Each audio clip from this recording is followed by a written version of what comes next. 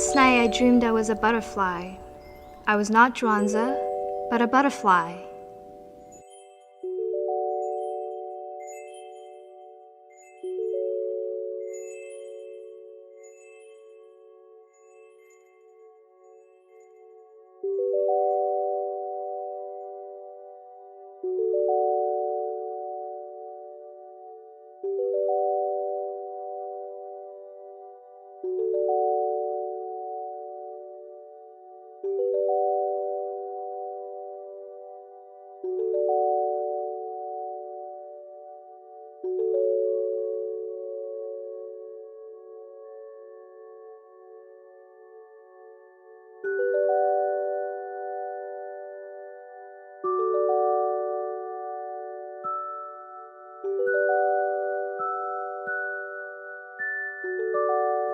As I fluttered, the wind felt cool through my wings.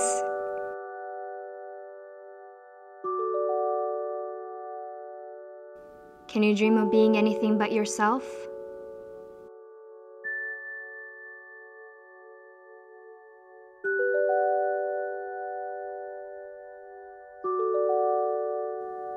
A butterfly does not need to dream of bliss. The butterfly is a dream. The butterfly is bliss.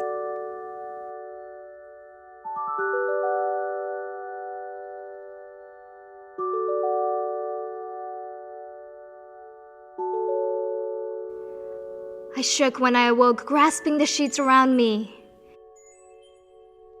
I realized that I was merely Zhuang, and Zhuang was real.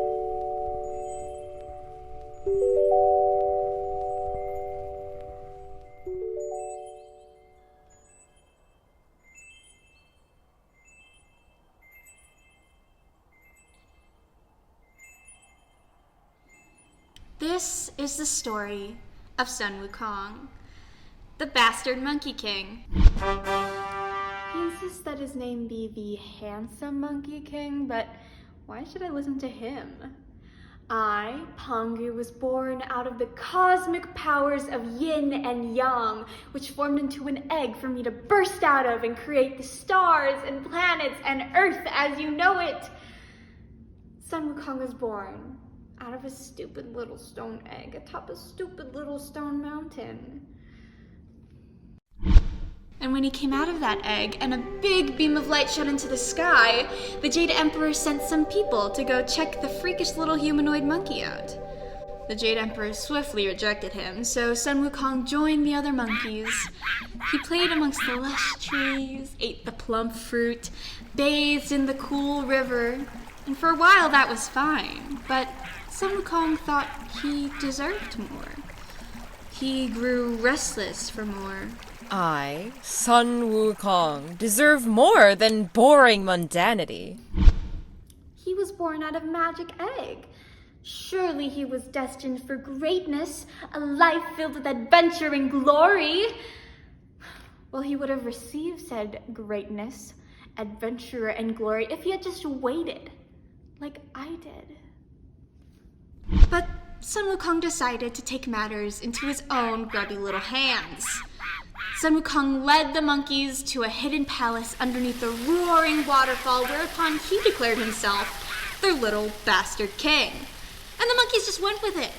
Sun Wukong's rule lasted over months, years, decades, even centuries. Thus, he had to bear witness to the cycle of life. He watched his monkey friends live and subsequently die. And he lived in fear of that same thing happening to him. And for a while that was fine, but Sun Wukong thought he deserved more. He grew restless for more. I, Sun Wukong, deserve more than boring mundanity, more than honorable kingship. So, Sun Wukong set out to find the key to immortality. For months, years, decades, he pestered an old Taoist monk, promising to never leave the temple until he was taught the ways of the Tao. Absolutely no manners, this one. Sun Wukong whined to the monk that he was of magical descent as he was born out of that stupid stone egg, and therefore deserved the secret to immortality. Finally, the monk caved in and accepted Sun Wukong as his student. He gave Sun Wukong everything he wanted and more. Sun Wukong grew stronger, knew magic, and had the key to immortality. So he went home to his little monkey friends to protect them. For a while, that was fine, but Sun Wukong thought he always deserved more. He grew restless for more. I, Sun Wukong, deserve more than boring mundanity, more than honorable kingship, more than magic and immortality combined. So he leaped into the goddamn sky with his shoes, where he found the Jade Emperor, and demanded the title of the Great Sage, Heaven's Equal. That arrogant son of a bitch. He figured that godliness was his birthright because of his newfound power, but also because he was born out of the magic egg. The Jade Emperor fulfilled his demands because he was afraid of what Sun Wukong would do, but also because he needed a little pet to look after his heavenly peach garden. Sun Wukong happily took on the job and title, dumbass monkey, and tended to the garden. For a while, that was fine, but Sun Wukong thought he always deserved more. He grew restless for more. I, Sun Wukong, deserve more than boring mundanity, more than honorable kingship, more than magic and immortality combined, more than godliness. So he walked around the palace to find the Jade Emperor and demand his position. Around the palace, he found that the Queen Mother was hosting a royal banquet for all the gods and goddesses, and he was not invited. You might think I'm being too hard on our troublemaking friend. Well, I'm old. Thousands and thousands of years old. I spent thousands and thousands of years in complete solitude, wandering the half-formed universe. Some might say I invented patience. No, Sun Wukong invented patience with his impatience, humility with his ego. Anyway, furious, the monkey devoured the entire banquet to the Queen Mother's dismay, poor girl, and enraged the Jade Emperor. A battle between the forces of good and one evil little piss baby ensues. Only until the Jade Emperor enlists the help of Buddha does Sun Wukong finally become imprisoned. In a delightfully ironic twist of fate, Sun Wukong is imprisoned in a giant stone mountain for 500 years, destined to learn patience and humility.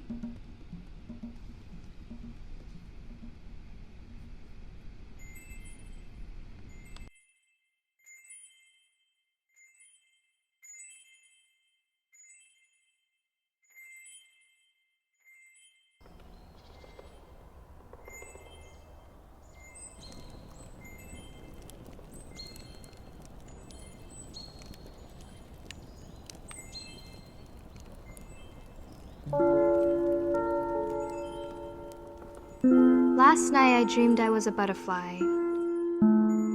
I was not myself but a butterfly. If Zhuang can dream of being a butterfly, can the butterfly dream of being Zhuang?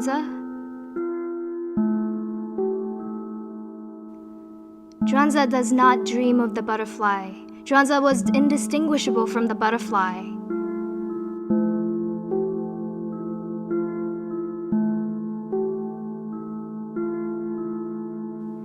I inhaled when I awoke, floating through the sheets around me. I realized that I was Zhuang, and Zhuang was merely dreaming.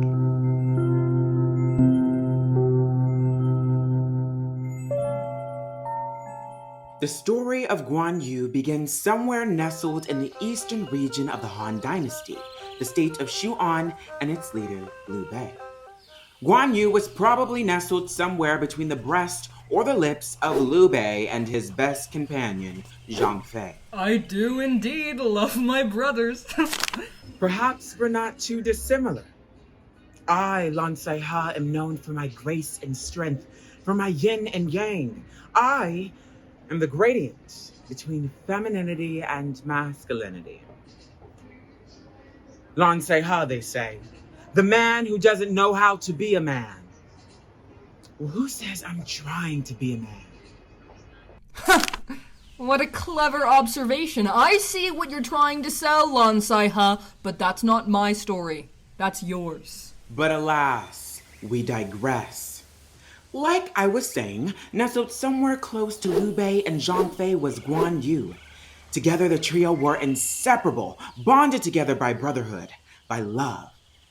Totally nothing else.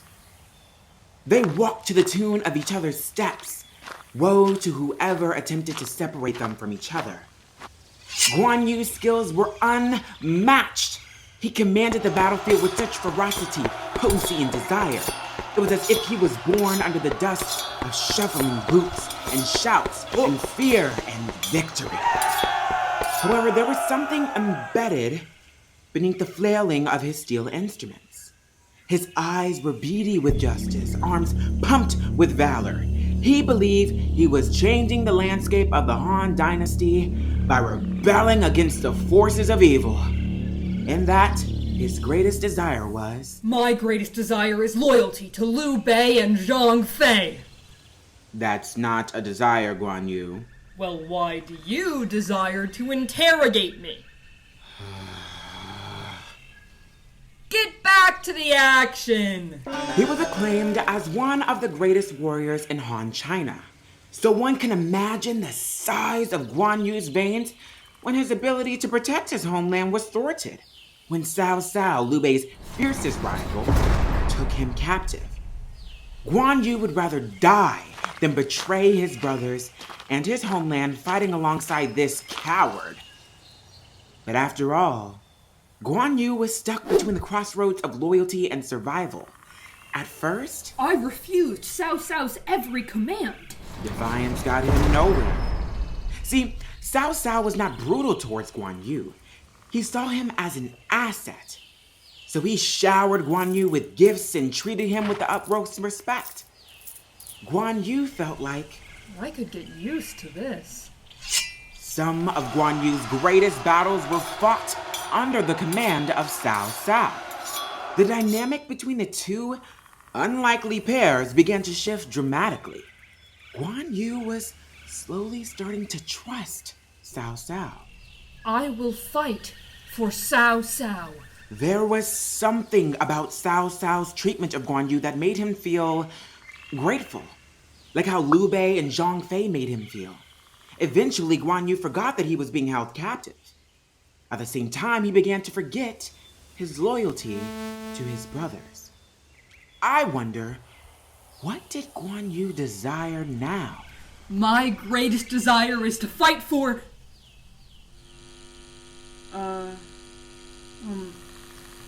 My greatest desire is to... My greatest desire is to... Perhaps the worst gift Cao Cao could have given Guan Yu was a gift of freedom.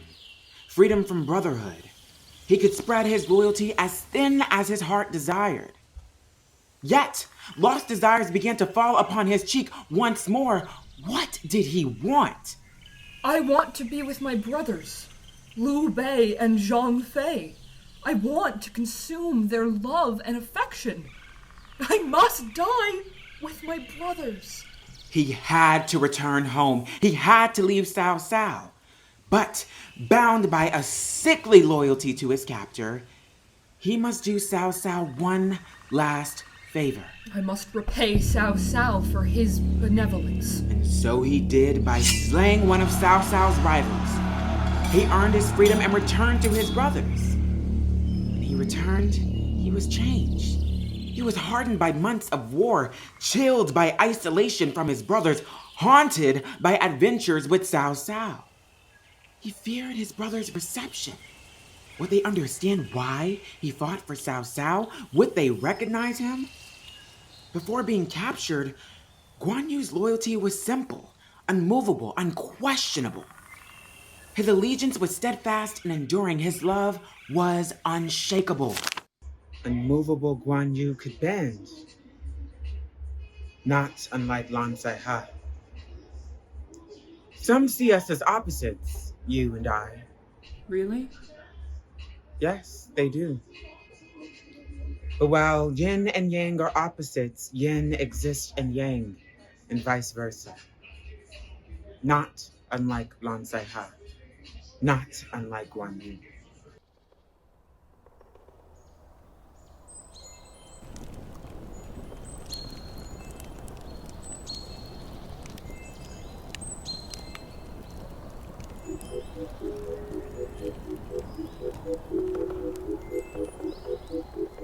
Last night I dreamed I was a butterfly. Or today, a butterfly dreams of being Zhuang.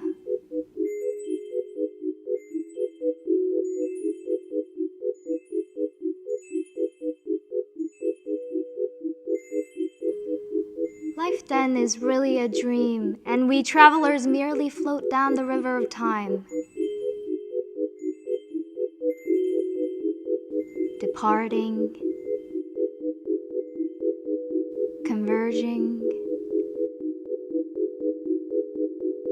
to meet each other and to make room for one another.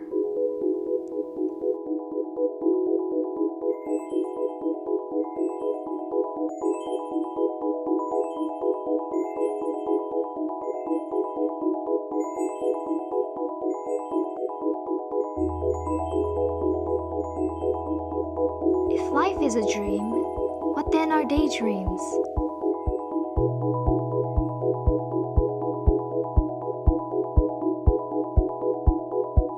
If life is not a dream, why then do we write poetry?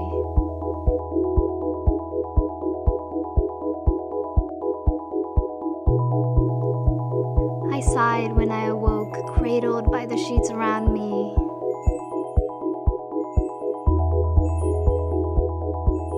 I realized that I was Zhuang, and life is a wonderful dream. We could fly away together. These two will figure it out, maybe, when it's too late, if you believe in that. I think if it happens, it happens. Does it matter when? When is just a place, and some places are more luxurious for first loves than others. Me, though, I was human once, Miao Shan. They called me Miao Shan, and I wanted more than anything to bring a little more compassion to the world. Okay, a lot. End suffering. I wanted to change the world. Which I know is big, but believe me when I tell you I tried. Went to hell and back to try. But this story isn't about me. It's about Zhu Yingtai and Liang Shanbo. These two want, more than anything, each other. Not the world, not to change it, just one other person forever. My wish was ambitious, to say the least. Theirs is modest. They just want love. That shouldn't be so much to ask for. Before Liang came along, Zhu's one true love was knowledge, intelligence, truth, answers. She's fierce, and she's not afraid to go out and get what she wants. What she wanted was to cultivate this knowledge, though being a girl, she was told no. But don't forget what I just told you. She is smart, too smart to take no for an answer. Zhu disguised herself, and now he could learn. Zhu goes to school where she meets Liang. What's your name? Zhu. I'm Liang. Liang and Zhu share their first love, knowledge, and they're falling in love because of it. They don't realize it yet, not quite. At this point, they are best friends. Brothers, even. They take an oath of fraternity, to be together forever, just not how you'd expect. Over the years, she falls in love with him. It's not until I have to go. Zhu is given no choice that I'm not who you think I am. she tries to tell him. Zhu, you're my best friend. He's too caught up in everything to see what that meant. With his head in a book and his eyes on his sworn brother, what was the difference between best friend and lover? Zhu is given no choice but to come home and be wed. Her family has married her to someone else. She tries and tries to tell Liang. I'm not who you think I am. But it didn't matter. Does it matter? Should it have? She was promised away to someone else. When Zhu goes home, Liang promises to come visit her. I have a sister. You would love her. In fact, I think you already do. Come meet her. Come marry her. Zhu doesn't have a sister. The sister is, of course, Zhu herself. He thinks he's meeting a family member, but he's really seeing her for the first time. She tells him everything. The dam breaks, and, well, this barrier was a constraint, but the consequent flood hurts too. She tells him, Actually, I am exactly who you know I am. I left out one thing, though. So what if there was one crucial piece of information missing? She wonders if it's enough, or if it's little and a little late. She says, I love you. I want you, but I can't have you. I think. There's fear, so big it could swallow her whole, like the feeling in her stomach isn't just that, fear, but a chasm of rejection that will grow until she caves into herself. But it's okay. No, really, it is okay because... I love you too. I'm sorry, you two. And I'm sorry to butt in, but see, this is what I was talking about. Here's something, love. Here's what they can't have. In this lifetime. Liang dies because of that. Because... Not in this lifetime is too much pain to bear. his grief kills him. And Zhu... This is a marriage procession, and she is such an unhappy bride. There is a happy ending, promise, but I can't promise that it makes up for the story in this lifetime. You'll have to decide that yourselves. The vessel meant to take her to her new future halts at the grave of her past, present forever. The wind and the earth say, I'll move forward if you do, but Zhu doesn't. She'd rather move sideways. The procession stops, and she goes.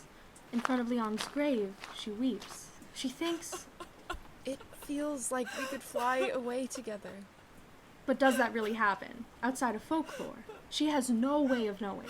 It's a leap of faith. When her tears seep into the earth, when the sky allows the earth to crack open, when she throws herself into his grave, it's a leap of faith. And really, eternal darkness would be better than their pain, but that's not what they get. In the end, they get eternity. From the ground they both return, together, as they were meant to, as two butterflies. And they do. Fly away together. Now, people rarely talk about what happens after this, but I'll let you in on a secret. In the end, when the butterflies fly away together, they become one.